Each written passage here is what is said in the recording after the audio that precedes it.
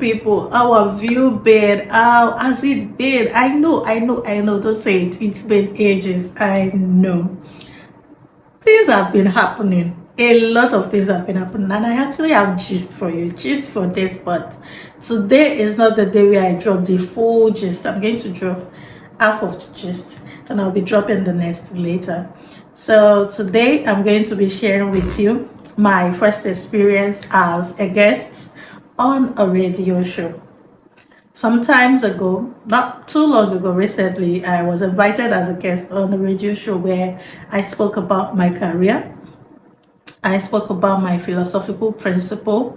I did mention something about leadership. My name is Adekbeju Balogunwawe. My friends call me PJ. I would love you to call me Fabulous because that's the name, that's the word that describes me best.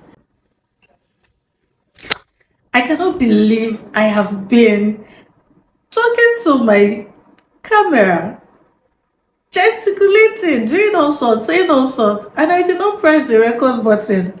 So I've spoken for about 2 to 3 minutes now, non-stop, only for me to check what I did. I did not press record. Here's the banner for the radio show. I think I had like a week notice, and until the day of the show I really didn't know what to expect, what kind of questions they were going to be asking me personally, and I think that actually made it more fun and spontaneous, and a little bit of originality was introduced because you really don't know what to expect. And yeah, this is what the studio looks like. They did a sound check, the mic check, and at some point time check. And this is Sunny reading out the ground rules, and we were just sitting there waiting on who is going to call next, and then the bio was ready. First talked about our first guest, Adekbeju Balogunwawe, fondly called PJ, as we call her in house. Adekbeju is a humanitarian with over half a decade year of experience in medical social service with the Lagos State Health Service Commission, providing adequate social intervention, conducting psychosocial assessment, and assisting indigent patients. She also has experience in procurement and administrative sector. She is an advocate of sustainable development goals with focus on SDG 3, which is good health and well-being. An alumna of Lagos State University and University of Lagos, where she studied banking and finance at the first degree and management and master's level. She is a member of Association of Medical Social Workers of Nigeria, AMSWON. She holds a Health and Safety Executive Certificate with the British International Safety Organization. She volunteers and has been part of project Humanitarian Advocacies and Empowerment Program in Lagos State. She is currently a fellow of Latif Jakand Leadership Academy. She's a good team player whose driving force is to bring about positive change in governance with the aim of improving lives one society at a time. She is married and blessed with children. We're happy to have you, PJ. Thank you very much. And as someone was reading my bio, I sat down there like, PJ, only you two, you're not small in this life, oh. Then came the $1 billion question. Please, what does it entail to be a social worker, and how has it influenced your leadership development journey? Oh, wow. Beautiful question. Well, as a social worker, we are actually solution providers to vulnerable, the indigent, the destitute, and the abandoned in the state. So our job basically is to assist people who are vulnerable. So what we do, I personally, I used to work at the hospital, a general hospital in Lagos State under the Lagos State Health Service Commission. So we have different aspects of social services.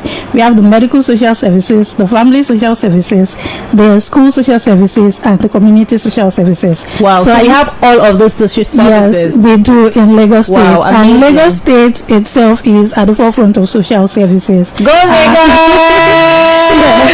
Stephen exposed me to that when it was at Ministry of Social Development because he's doing so much in social service. Yes, we are, and I believe we do not even blow our trumpet enough. Oh, talk to me, Yes, baby girl. we do Talk that. to me, baby We girl. work on the global best practices, so it's not as if we're just doing what we have to do. We are doing what is acceptable rather internationally. So I used to work at the hospital as a medical social worker, and my job is basically to assist patients. So I work with patients.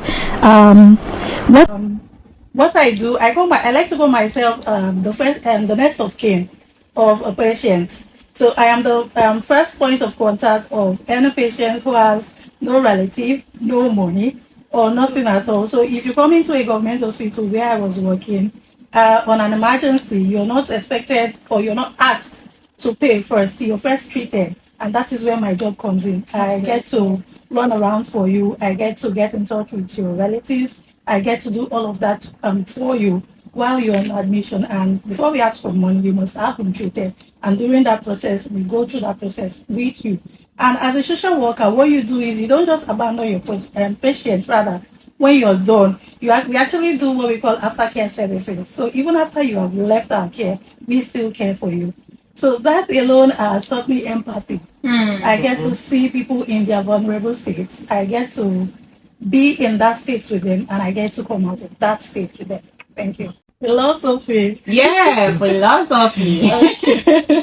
We believe leaders are thinkers. You don't Yeah. just do things because you want to. You do it because it's coming from a deeper side of you, from some deep reflections you've had before that event ever occurred. Yeah, so my husband is a philosopher. So I said, oh, philosophy. So we used to argue a lot and talk intensely about things. So one of the philosophical principles I got to learn recently, I think I shared it some time ago, was the plurality of truth. I used to be someone that believes, okay, it is either true or not. It is either black or white.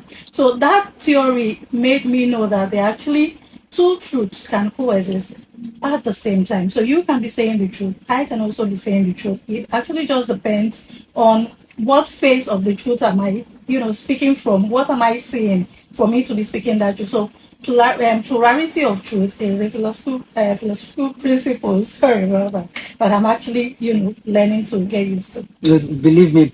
Thank you. Adequate. Yeah. Okay. So mine will be from John Adams. It says, "If your actions inspire others to do more, to be more, to do better, then you are a leader." So that actually resonates with me because I believe you don't have to have a title or a position before you can actually be a leader. So in your own circle of influence, you can actually inspire others. Absolutely. I actually like the fact that I looked so calm here, even though there's a lot of questions running through my mind. And there's Stephen, my co-guest, who spoke extensively about his passion, his career, and work experience. I must confess, I enjoyed every bit of the experience. It was fun, it was spontaneous. I love that I saw my colleague in another light. And I really look forward to doing this more because I really give kudos to radio presenters, the hosts, the guests, the way they maintain their calmness. It's one thing for you to watch yourself replay, make a video and make adjustment. This one, you're going live on air. There is no room for adjustment. There's no room for correction. It's just beautiful. And then at the end of everything, of course, we took pictures and some videos, and I had an amazing time. Thank you guys so much for watching.